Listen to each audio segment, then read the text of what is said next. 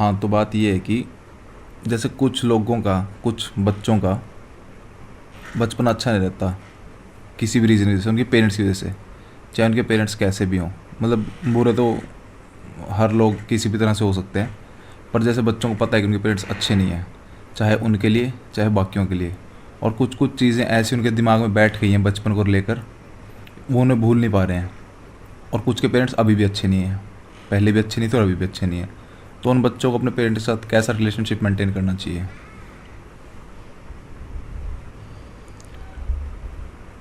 Parents के साथ बच्चों का रिलेशनशिप एक मतलब बहुत ज़्यादा मायने रखता है, क्योंकि हमारे यहाँ हिंदुस्तान में तो माँ बाप को सबसे ऊपर दर्जा दिया गया है। देखो, और जैसे आप कह रहे हो कि पेरेंट्स की नेचर या स्वभाव की वजह से या कुछ भी उन्होंने ऐसी कोई चीज़ें कर दी बचपन में जो बच्चे के दिमाग में बैठ गई, या कुछ भी। हाँ, बस वो उसके क्योंकि उन्होंने अपने समय के अकॉर्डिंग की, और जैसे बच्चे की उम्र बढ़ी 25-30 साल के बाद समय भी बदल गया, परिस्थितियाँ भी बदल गई, तो बच्चों को ऐसे लगता है कि जैसे इन्होंने हमारे साथ गलत किया। कई कारण होते हैं उसके पेरेंट्स के भी, कुछ पेरेंट्स कम पढ़े लिखे होते हैं, कुछ परिस्थितियाँ ऐसी होती हैं, आसपास के हालात ऐसे होते हैं। नहीं, मेरा मेन पॉइंट ये है कि सच में ही गलती हो माँ बाप की, परिस्थितियों वाली नहीं। कि माँ बाप, एग्जांपल देता हूँ, जैसे कि कुछ नशे वशे करके आए घर में, किसी को अपने पेरेंट्स की लड़ाई देखी है बचपन में, किसी ने अपने माता पिता को आपस में लड़ते देखा, किसी ने फिजिकल वायलेंस देखा है, या किसी ने कुछ एक्सट्रीम चीज़ें देखी हैं। ये नॉर्मल बात की नहीं बात कर रहा मैं, एक्सट्रीम चीज़ें देखी हैं, मैं उनकी बात कर रहा हूँ, उन लोगों की। वो कैसे मैनेज करें अपने माँ बाप के साथ रिलेशन, मैं उन एक्सट्रीम लोगों की बात कर रहा हूँ। चलो ठीक कह रहे हो आप। जिन बच्चों ने ऐसे पेरेंट्स को फेस किया है अपने बचपन में भी, अब बचपन में तो बच्चा कुछ कह नहीं सकता था, हाँ, और पेरेंट्स अब भी उसी नेचर से गुजर रहे हैं। हाँ, वही नेचर है, वही लड़ाई झगड़ा नशा आदि की जो बात आप कह रहे हो, या कुछ भी एक्स वाई, कुछ भी ऐसा कुछ भी है, मतलब जो सोसाइटी को एक्सेप्टेबल नहीं है, हाँ, वो उस तरह की उसकी हरकतें हैं। हाँ, और बच्चा आज के ज़माने के हिसाब से चाहता है कि मेरे पेरेंट्स भी अच्छे से हों, जैसे हम, सारी दुनिया अच्छे है। समय बदल गया, तो उस केस में इतना आसान तो नहीं है मैचिंग करना पेरेंट्स के साथ, क्योंकि वो एक उम्र उनकी कुछ है और बच्चे की कुछ है। सबसे बड़ी मुश्किल आती है पेरेंट्स के साथ तालमेल बिठाने में बच्चे को। बच्चा जब बोलता है पेरेंट्स को, तो पेरेंट्स का ईगो हर्ट होता है। हाँ, सबसे पहली तो प्रॉब्लम यहाँ आती है। और आप कह रहे हो कि बच्चे ने तालमेल बिठाना है, भाई ईगो भी हर्ट ना हो। दो ही चीज़ ऐसी हैं जो आदमी को झुका देती हैं, जहाँ तक मैंने देखे, एक प्रेम और एक सेवा। अगर आप पशु के साथ भी करो ना, वो भी आपके नियंत्रण में आ जाएगा, आपके प्रति समर्पित हो जाएगा।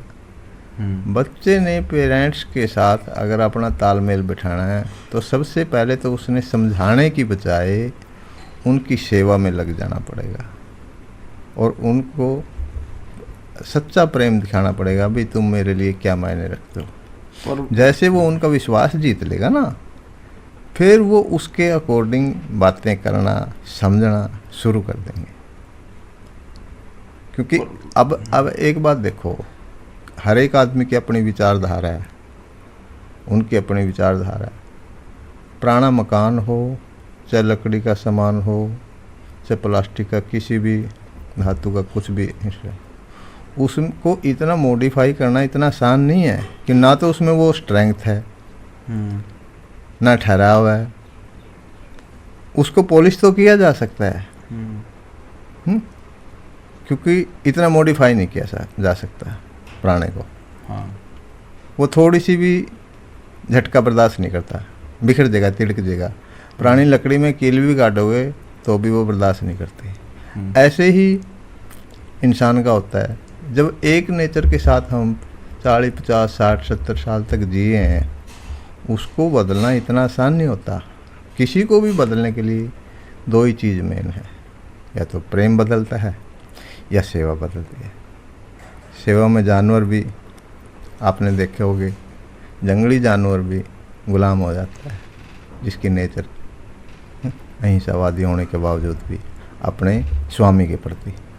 अरे ये तो सारी बातें हो गई ना जो वो बच्चा करना चाहता है। मेरा कहने का मतलब ये है कि बच्चा कर्तव्य है, असली कर्तव्य क्या बनता है ऐसे बच्चे का? क्या उसको अपने माँ बाप को छोड़ के चला जाना चाहिए या फिर उनके साथ उनको जताना चाहिए कि तुमने गलत किया? ये वो जैसे बहुत सारे ऑप्शन है ना इसमें, ये तो वो बात नहीं होगी जो बच्चा, मतलब ये तो दूसरी क्वेश्चन होगी।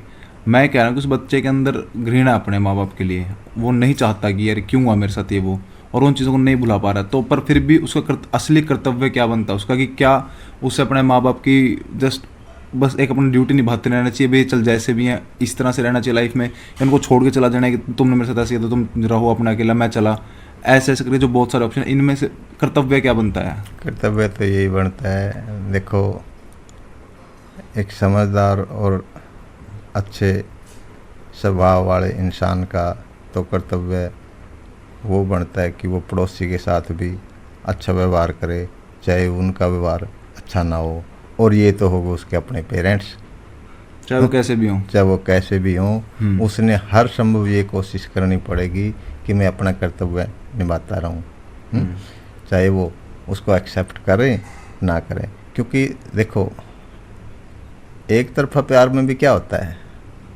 दूसरा उसको एक्सेप्ट नहीं कर रहा है, ये भी कर्तव्य वही चीज़ है, वो अपना कर्तव्य एक तरफा निभा रहा है, जबकि सामने वाला उस बात को समझ ही नहीं रहा है, ना अहमियत दे रहा है, उसके हर बात पे नुक्ताचीनी करते हैं और टोंट मारते हैं, बच्चा फिर भी जा नहीं सकता। बच्चा का कर्तव्य है कि क्यों, क्योंकि इनकी समझ इनके साथ और मेरी समझ मेरे साथ, अगर इनमें समझ इतनी होती तो आज ये नौबत नहीं होती, और फिर तेरे अंदर इतनी समझ है तो फिर इसका यूटिलाइज क्या हुआ, इसका फ़ायदा क्या हुआ?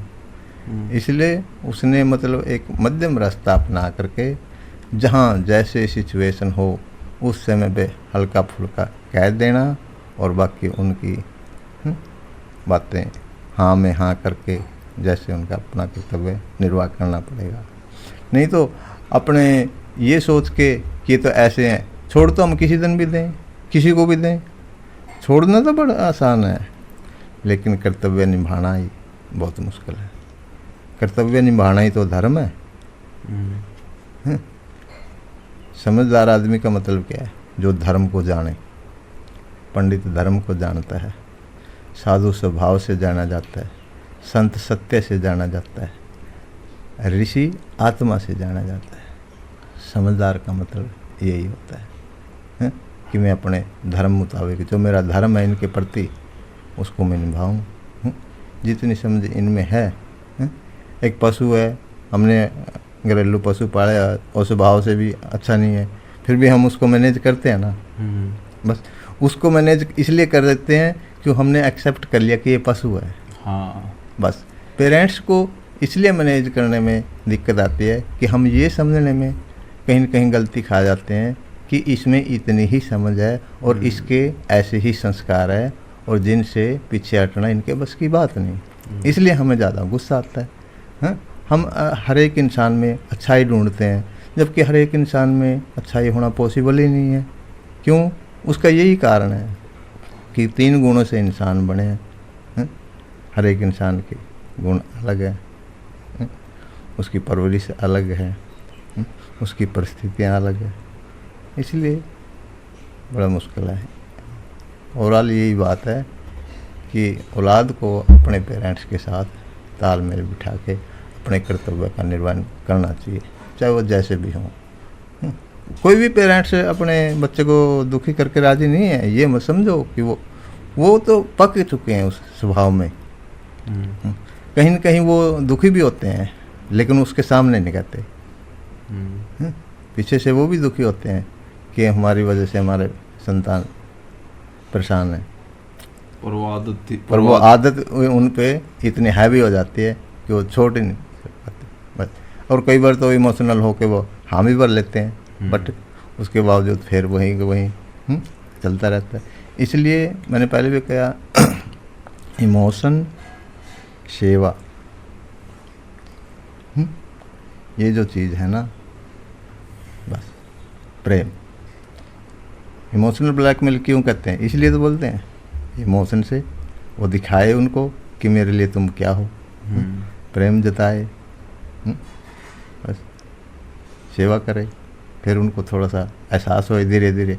एकदम कोई चेंज नहीं होता, बदलाव तो आ जाता है, ऐसी बात नहीं होती, बट टाइम लगता है इन चीज़ों में।